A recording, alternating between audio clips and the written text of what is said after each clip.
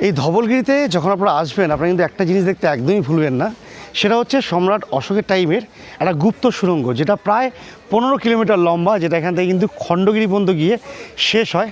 এই দেখুন, এটা হচ্ছে সেই গুহা যেটা নাকি বুদ্ধদেব স্বয়ং এখানে তপস্যা করেছেন। আর এখানে কিন্তু একেবারে পালি ভাষায় লেখা আছে বুদ্ধদেবের বাণী। তো এই হচ্ছে কোণার্কের সূর্য মন্দির, 1300 শতাব্দীতে তৈরি, ইউনেস্কো ওয়ার্ল্ড হেরিটেজ সাইট। আর এই কোণার্কের সূর্য মন্দির কিন্তু কলিঙ্গ স্থাপত্যের চরমতম নিদর্শন। এটা হচ্ছে সম্রাট অশোকের শিলালিপি, টোটাল 14খানা শিলালিপি উনি করে গেছেন। এগুলো ওনার নিজের হাতের লেখা, বাদবাকি এগুলো ট্রান্সলেটেড ভার্সন ওই সামনে লেখা আছে।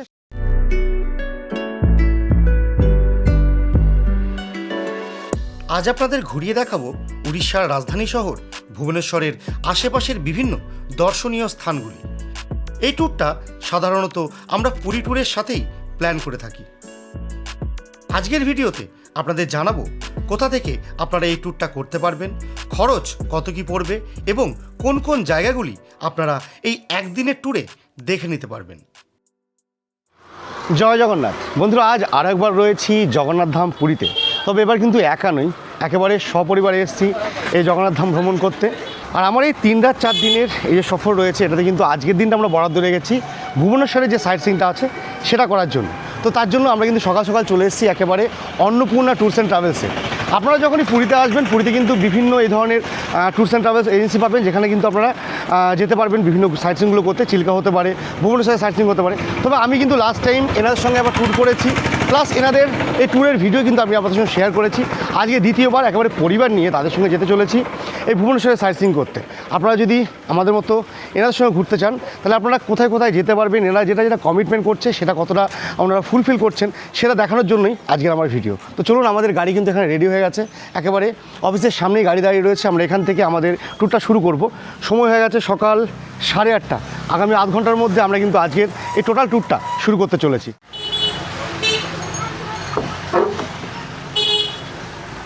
আপাতত জয় জগন্নাথ বলে এই ট্যুরটা শুরু করছি।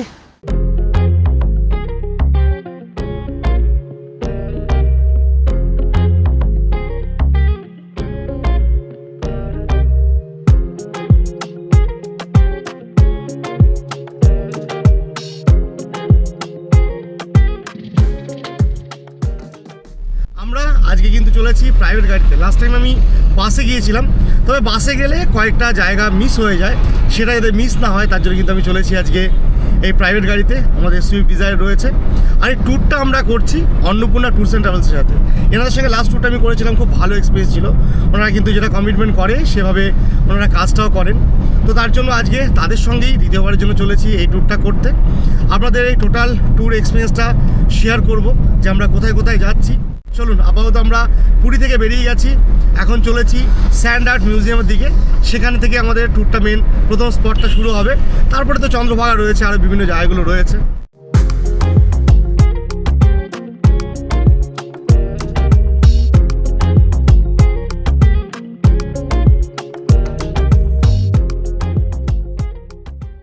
তো এসে পৌঁছে গেছি আমাদের প্রথম সাইট সিইং পয়েন্ট। এটা হচ্ছে সুদাম স্যান্ড আর্ট মিউজিয়াম, যেটা আমাদের প্রায় 15 কিলোমিটার রাস্তা আমরা পেরিয়ে এসেছি, আধ ঘন্টার মতো সময় লেগেছে। আর এখানে কিন্তু টিকিট লাগে, 40 টাকা করে টিকিট লাগে। এখান থেকে টিকিট করলাম 40 টাকা করে অ্যাডাল্ট টিকিট, এবং বাচ্চাদের জন্য 30 টাকা করে। এই সামনেই এদিকে হচ্ছে এন্ট্রান্স। তো এই মুহূর্তে রয়েছি সুদাম স্যান্ড আর্ট মিউজিয়ামের ভেতরে। এখানে বেসিক্যালি বিভিন্ন স্ট্যাচুগুলো করা আছে, টোটালটাই কিন্তু বালি দিয়ে।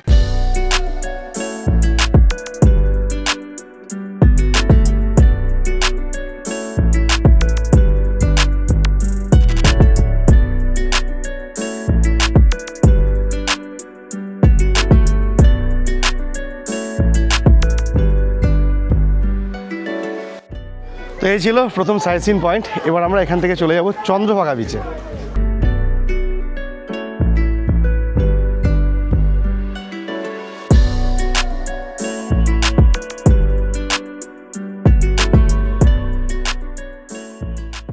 স্যান্ড আর্ট মিউজিয়াম থেকে এখন আমরা চললাম চন্দ্রভাগা সি বিচের উদ্দেশ্যে। ওখান থেকে প্রায় 22 কিলোমিটার মতো রাস্তা, প্রায় 3-4 কিলোমিটার পেরিয়ে এসেছি আমরা। আর এখন যাচ্ছি, রাস্তার দুধারে কিন্তু রয়েছে কাজু গাছ, প্রচুর কাজু গাছ রয়েছে এখানে, তো সব কাজু গাছ।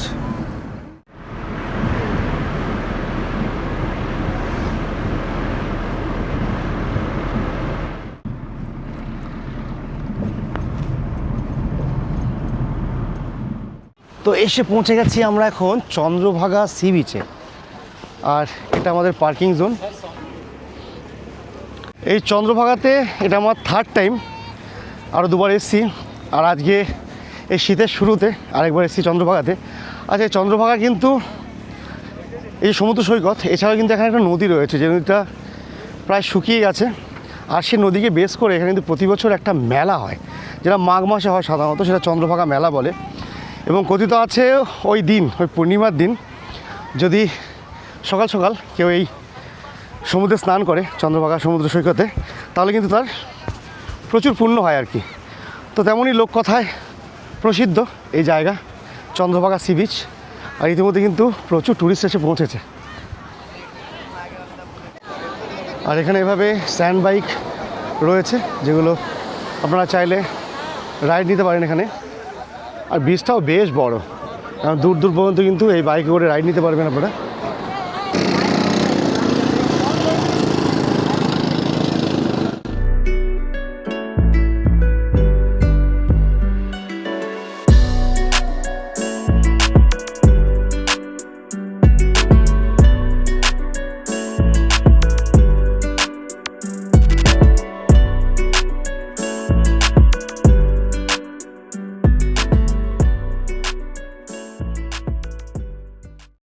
এই ভুবনেশ্বরের সাইড সিনগুলো শীতে করলেই ভালো, কারণ গরমে এখানে কিন্তু অবস্থা খারাপ হয়ে যায়।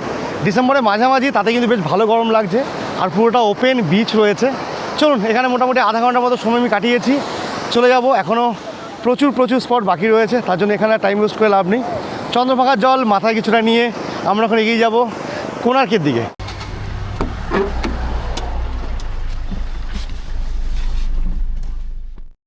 চন্দ্রভাগা থেকে কোণার্কের পথে চলেছি, আর এখান থেকে 3 কিলোমিটার রাস্তা, মিনিট 5-7 মতো টাইম লাগবে, আর রাস্তাটা কিন্তু দুর্দান্ত।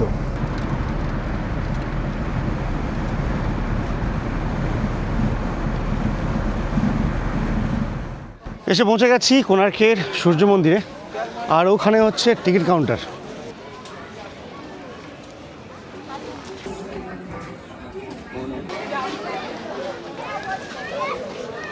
এখানে টিকিট প্রাইস হচ্ছে 40 টাকা করে।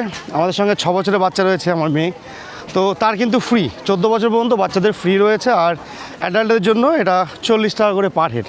দুটো টিকিট নিলাম, 80 টাকা পড়লো।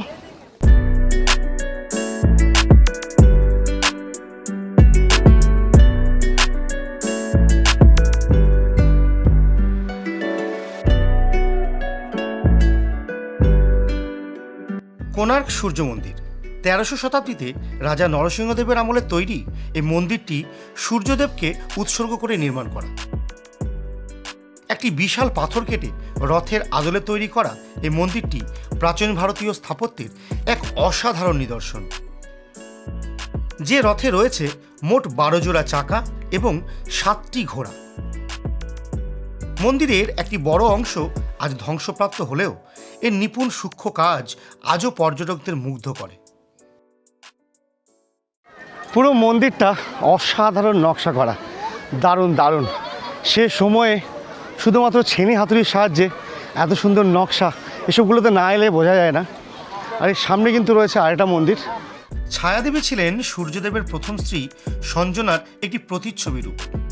উইকিপিডিয়া অনুযায়ী সূর্যদেবের স্ত্রী সঞ্জনা, যিনি তার স্বামী সূর্যদেবকে ভালোবাসলেও তাঁর তীব্র তাপ তিনি সহ্য করতে না পেরে নিজের একটি ছায়া বা প্রতিচ্ছবি তৈরি করেছিলেন। এটি সে ছায়াদেবীর মন্দির।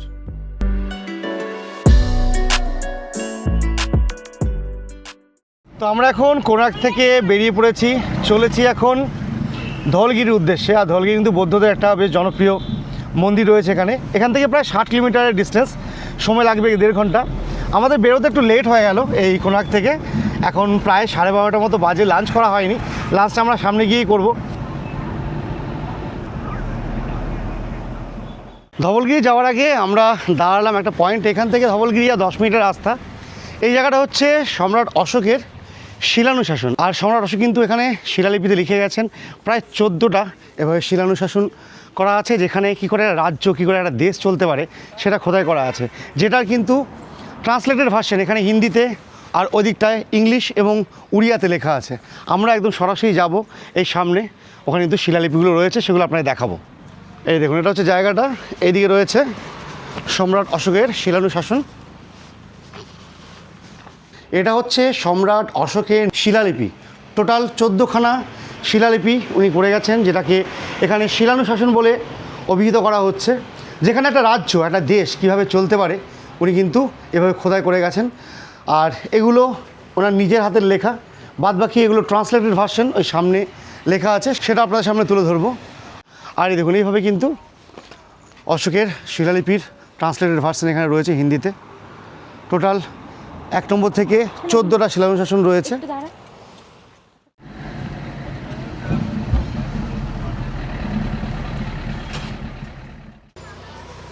আমরা এখন এসে পৌঁছে গেছি ধবলগিরিতে। আর এখানে তো শুরুতেই রয়েছে একটা শিবজির মন্দির, সেটা আমরা দর্শন করব। আর তারপরে যাব ধবলগিরি মেন যে মন্দিরটা রয়েছে সেটা দেখতে।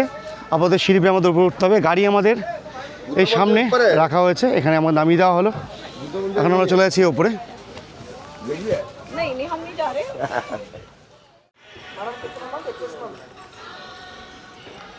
তো এখন আমরা চলে এসেছি ওপরে ভোলেনাথের মন্দিরে। এখানে শিবজির মন্দির রয়েছে, যেখানে দর্শন করলাম। দর্শন করে এর সাইড দিয়ে একটা রাস্তা রয়েছে, যেটা কিন্তু একদম ধবলগিরি মন্দির পর্যন্ত যাওয়া যাবে। আমরা সেদিকটায় যাব।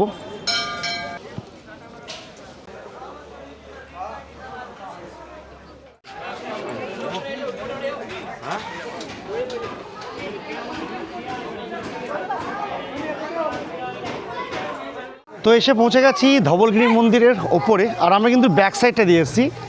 ফ্রন্ট এন্ট্রি বলতে এটা হচ্ছে ফ্রন্ট এন্ট্রি। আমরা ব্যাক সাইড দিয়ে এসেছি, যেহেতু আমরা মন্দিরের সাইডটা দিয়ে এসেছিলাম। তো এটা হচ্ছে ধবলগিরির ফ্রন্ট এন্ট্রি। এই দেখুন, যেটা আমরা অন্যান্য জায়গায় দেখছি পিস পাগোড়া বা বিশ্ব শান্তি স্তূপা, তারই অন্তর্গত। একেবারে বৌদ্ধ ধর্মের প্রতীক, সাদা ধবধবে মন্দিরটা। আর এখন কিন্তু আস্তে আস্তে প্রচুর লোকজন আসতে শুরু করেছে। আমরা ওই সাইড থেকে এসেছি, আর এখানে দেখুন প্রচুর জনসমাগম।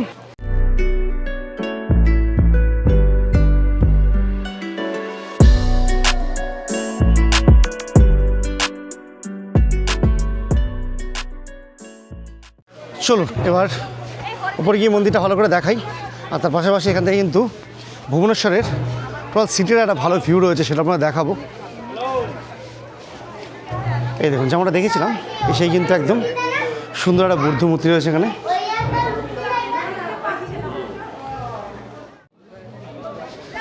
আর এখান থেকে দেখুন ভুবনেশ্বরের পুরো সিটির একটা দুর্দান্ত ভিউ রয়েছে। এই ধবলগিরিতে যখন আপনারা আসবেন, আপনারা কিন্তু একটা জিনিস দেখতে একদমই ভুলবেন না। সেটা হচ্ছে সম্রাট অশোকের টাইমের একটা গুপ্ত সুড়ঙ্গ, যেটা প্রায় 15 কিলোমিটার লম্বা, যেটা এখান থেকে কিন্তু খণ্ডগিরি পর্যন্ত গিয়ে শেষ হয়। একটুখানি ভেতরে যাওয়ার চেষ্টা করো, বেশি ভেতরে যাবো না, যদিও ভয়ের ব্যাপার। এখানে কিন্তু এবার ধস নামতে পারে কিছুটা। এখান থেকে আপনাদের দেখিয়ে দিই ভেতরের অবস্থাটা কেমন। এই দেখুন, এটা হচ্ছে সুড়ঙ্গের ভেতরেরটা। যতটুকু ক্যামেরার লেন্স যাচ্ছে ততটুকু দেখাতে পারবো। এর ভেতরে যাওয়ার সাহস গভর্নমেন্টও করে না, তাই আমিও সে সাহস করছি না। আর উপরে পাথরগুলো দেখছেন একেবারে কিন্তু বিপজ্জনক অবস্থায় রয়েছে। পিছিয়ে এসছি কয়েকশো বছর পেছনে। আমরা এই মুহূর্তে রয়েছি ধবলগিরিতে। ধবলগিরি মন্দির দর্শন করলাম, একটা গুপ্ত গুহা দেখালাম আপনাদের। যেই গুপ্ত গুহা কিন্তু একেবারে সম্রাট অশোকের টাইমে খোদাই করা। আর যেই গুহা থেকে একেবারে চলে যাওয়া যায় খণ্ডগিরি, প্রায় 15 কিলোমিটার রাস্তা, সেটা আমাদের দেখিয়েছি। তারপরে আরও কিছুটা নিচে এসেছি, রয়েছি একটা গুহার সামনে। ছোট্ট একটা গুহার মতো করা আছে, যেখানে কিন্তু তপস্যা করা হতো। এখানকার স্থানীয় যারা রয়েছেন তারা কিন্তু বলছেন এখানে বুদ্ধদেবের জায়গা। এখানে যে বুদ্ধদেব এখানে কিন্তু সাধনা করতেন, তেমনই জায়গা। ইনি সেন্ট্রাল গভর্নমেন্টের কর্মী, এখানে কিন্তু এই জায়গাটা রক্ষণাবেক্ষণ করেন। এমন জায়গায় এই মুহূর্তে আমি এসেছি, আপনাদের জায়গাটা একটু ভালো করে দেখিয়ে দিই। এই দেখুন, এটা হচ্ছে সেই গুহা যেটা নাকি বুদ্ধদেব স্বয়ং এখানে তপস্যা করেছেন। আর এই যে রাস্তাটা, এটা কিন্তু এখন আপাতত ব্যাক সাইড। এটা প্রথমে ফ্রন্ট এন্ট্রি ছিল, এটাকে আবার নতুনভাবে তৈরি করা হচ্ছে। একেবারে ধবলগিরি যাওয়ার জন্য ফ্রন্ট এন্ট্রি করা হবে এটাকে। তার ঠিক সামনে কিন্তু আপনারা আগামী দিন যখন আসবেন হয়তো এটাকে দর্শন করতে পারবেন। কি সুন্দর করে কাটা আছে দেখুন গুহাটাকে। আর এখানে কিন্তু একেবারে পালি ভাষায় লেখা আছে বুদ্ধদেবের বাণী। আর ওখানে একটা প্রদীপদানি রয়েছে। তার পাশাপাশি কিন্তু একদম সুন্দর এই জায়গাটা, অসাধারণ অসাধারণ। আমরা এই রাস্তা ধরে নেমে এলাম, এই পাথরের রাস্তা ধরে নেমে এসে কিন্তু চলে এলাম এই গুহাটার সামনে। আমরা এলাম ধবলগিরি থেকে, এখন চলেছি লিঙ্গরাজ টেম্পলের উদ্দেশ্যে। মাঝে লাঞ্চের জন্য দাঁড়িয়েছি। এটা হচ্ছে লিঙ্গরাজ টেম্পল থেকে মোটামুটি 3 কিলোমিটার আগে অতিথি বলে একটা রেস্টুরেন্ট রয়েছে, সেখানে আমরা খেতে এসেছি। এখন 2 প্লেট খাবার নিয়েছি, 220 টাকা করে চিকেন থালি। আর আমরা কিন্তু বাচ্চার জন্য একটা থালি অর্ডার করেছিলাম, কিন্তু ওরা বারণ করলো যে লাগবে না, আপনারা 2টো থালি নিন, সেটা আপনারা একটা এক্সট্রা প্লেট দিয়ে দিচ্ছি, রাইস যা লাগবে আমরা সেটা করে দিচ্ছি, আপনার এই প্যাকেজের মধ্যে হয়ে যাবে। মোটামুটি ভালো ব্যবহার প্রথম থেকে পেলাম। এবার খাবারটা দেখি কেমন। এই দেখুন, এটা হচ্ছে আমাদের চিকেন থালি, ওইদিকে বিন্নি এবং বিন্নির মা শুরু করেছে খাওয়া দাওয়া। আর এখানটার দাম হচ্ছে 220 টাকা। ভাত রয়েছে, এখানে একটা সবজি আছে, আলু চোখা, কিছু ভাজা, ডাল এবং মাংস। এটা 220 টাকা প্লেট।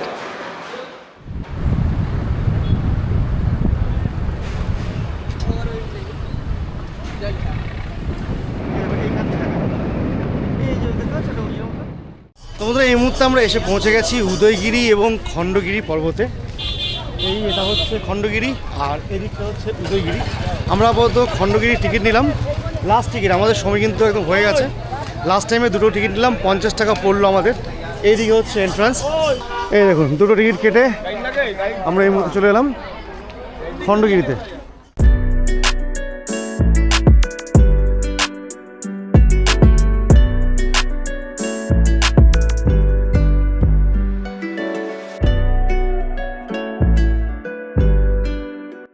উদয়গিরি এবং খণ্ডগিরি পাহাড়। উদয়গিরির অর্থ সূর্যোদয়ের পাহাড়। এই পাহাড়ে মোট 18টি গুহা এবং খণ্ডগিরিতে মোট 15টি গুহা রয়েছে। মনে করা হয় যে এই পাহাড় দুটির গুহাগুলি রাজা খারবেলের রাজত্বকালে জৈন সন্ন্যাসীদের থাকার জন্য তৈরি করা হয়েছিল। এই দেখুন, এটা হচ্ছে খণ্ডগিরির ভেতরের গুহাগুলো। ভেতরটা এখন অন্ধকার, দেখানো যাচ্ছে না তেমন কিছু।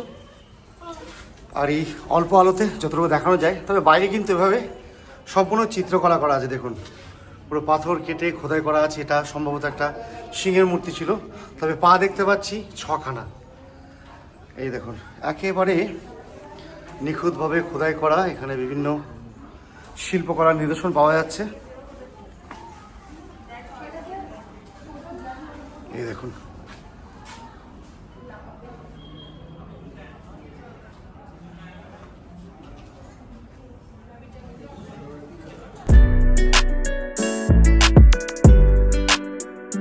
এই 2 পাহাড়ের গুরুত্বপূর্ণ গুহাগুলি হল রানী গুম্ফা, হাতি গুম্ফা, অনন্ত গুম্ফা, গণেশ গুম্ফা, ব্যাঘ্র গুম্ফা ইত্যাদি।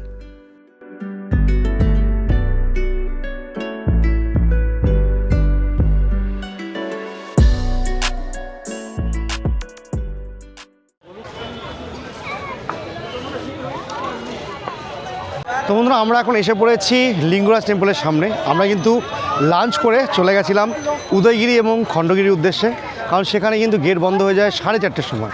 তো সেখান থেকে ঘুরে এসে আমরা এখন চলে এসেছি লিঙ্গরাজ টেম্পলের মধ্যে। এখানে কিন্তু ভেতরে যাওয়ার জন্য ক্যামেরা, মোবাইল সব কিন্তু ওখানে ব্যবস্থা রয়েছে, ওখানে জমা করে তারপর আমাদের যেতে হবে। তো দর্শন করে আসি, তারপর আপনাদের সঙ্গে কথা বলছি। তবে আপনাদের দেখানোর জন্য সাইডে একটা জায়গা রয়েছে, যেখান থেকে কিন্তু মন্দিরের ভেতরটা সম্পূর্ণ দেখানো যাবে, সেটা আপনাদের দেখাবো।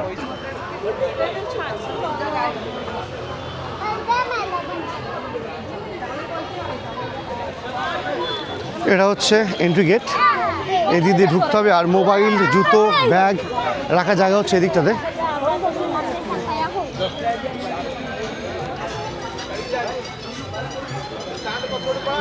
মন্দিরের ভেতরে তো ক্যামেরা অ্যালাউ নেই, তবে এখানে একটা জায়গা রয়েছে যেখান থেকে কিন্তু মন্দিরের পুরোটাই দেখা যায়। এটা বেসিক্যালি নন হিন্দুদের জন্য এই জায়গাটা করা আছে।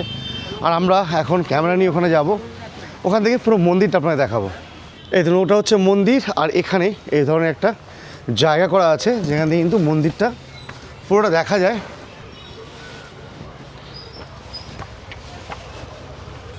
এই দেখুন, এটা হচ্ছে লিঙ্গরাজ টেম্পল, যেটা আমরা এখন পুরোপুরি সাইডে চলে এসেছি, এখান থেকে আমরা দর্শন করছি।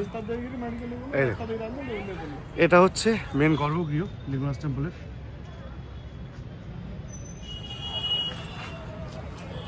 আর ওইটা হচ্ছে এন্ট্রান্স, এদিক দিয়ে মুখ্য এন্ট্রান্স। আর এর ভেতরে রয়েছে কিন্তু সিদ্ধেশ্বর মন্দির এবং মুক্তেশ্বর মন্দির। তো বন্ধুরা, এটা ছিল আমার একদিনের পুরী ভুবনেশ্বরের সাইট সিইং ট্যুর। আমরা এই ট্যুরটা করলাম অন্নপূর্ণা ট্যুরস অ্যান্ড ট্রাভেলসের সাথে। তো আমাদের এই যে টোটাল ট্যুরটা ছিল, এই ট্যুরটার খরচ কিন্তু পড়েছে 3000 টাকা, যেহেতু আমরা গেছি প্রাইভেট গাড়িতে। এছাড়া বাসে গেলে 250 থেকে 320 টাকার মধ্যে ট্যুরটা হয়ে যায়। তবে আমরা যেহেতু আজকে একদম একটা কাস্টমাইজ ট্যুর করতে চেয়েছিলাম, তার জন্য কিন্তু আমরা গেছি এই গাড়িতে। আমাদের সুইফট ডিজায়ার ছিল, 3000 টাকা খরচা পড়লো। তো আজকের দিনটা খুব সুন্দরভাবে কাটালাম আমরা যেমন চেয়েছিলাম একদম কাস্টমাইজ ট্যুর তেমনভাবে করলাম। হ্যাঁ, কয়টা স্পট আমাদের মিস হয়ে গেছে কারণ অনেকটা রাত হয়ে গেছে। তো আপাতত এখান থেকে আমরা পুরী ফিরে যাব। তো আজকের ব্লগটা আপনাদের কেমন লাগলো জানাবেন। যদি ভালো লাগে তাহলে অবশ্যই কিন্তু লাইক করবেন, কমেন্ট করে জানাবেন আপনারা কারা কারা এই ট্যুরটা করেছেন। আর আপনারাও যদি এদের সাথে অর্থাৎ অন্নপূর্ণা ট্যুরস অ্যান্ড ট্রাভেলসের সাথে ট্যুর করতে চান, আমি নিঃসন্দেহে বলতে পারি এনারা কিন্তু যথেষ্ট ভালো সার্ভিস দেন। তো চলুন আজকে ব্লগটা আপাতত এখানেই শেষ করব। দেখা হচ্ছে আমার পরবর্তী কোনো ভিডিওতে। ততক্ষণ সবাই ভালো থাকবেন, সুস্থ থাকবেন। জয় জগন্নাথ, টাটা।